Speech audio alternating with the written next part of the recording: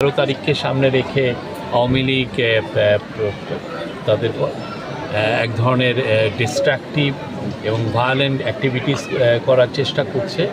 আমাদের পুলিশ সারা দেশেই অ্যালার্ট আছে এবং যথাবিহিত তারা অ্যাকশনে যাচ্ছে। এবং আপনারা জানেন যে তারা এই পর্যন্ত 7টি বাসে তারা আগুন দিয়েছে। হ্যাঁ, আমরা সাসপেক্ট করছি এটা আওয়ামী লীগেরই লোক, আমরা ইনভেস্টিগেট করছি, বাট সোফার আমাদের সাসপিশন হচ্ছে এটা আওয়ামী লীগের বা আওয়ামী লীগ এবং তার অঙ্গ সংগঠনের লোকরা করছে। তার মধ্যে একজনকে হাতে নাতে ডেমরায় আগুন দিতে গিয়েছিলেন, তাকে একজনকে আমরা হাতে নাতে পুলিশ অ্যারেস্ট করেছে, তার বাড়ি গোপালগঞ্জে। আর এছাড়া আপনি জানেন খুবই একটা মর্মান্তিক একটা ঘটনা ঘটেছে ময়মনসিংহে।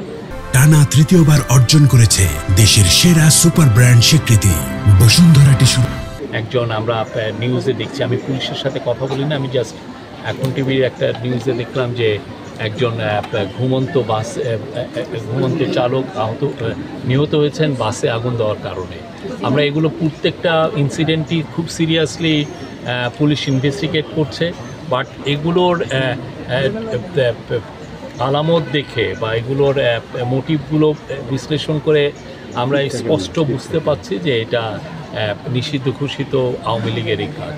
আওয়ামী লীগের আপনি জানেন যে এরা তাদের অ্যাক্টিভিটিস ব্যান করা হয়েছিল আন্ডার দ্য কান্ট্রিজ টেরোরিজম হয়, এবং তারা এই কাজগুলোর মাধ্যমে প্রমাণ করছেন এই যে কেন তাদেরকে সবাই ফ্যাসিস্ট বলে এবং কেন তাদেরকে আসলে এই ব্যান করা হয়েছিল, তাদের অ্যাক্টিভিটিস কেন ব্যান করা হয়েছিল, এরা খুব ভালোভাবে প্রমাণ করছে।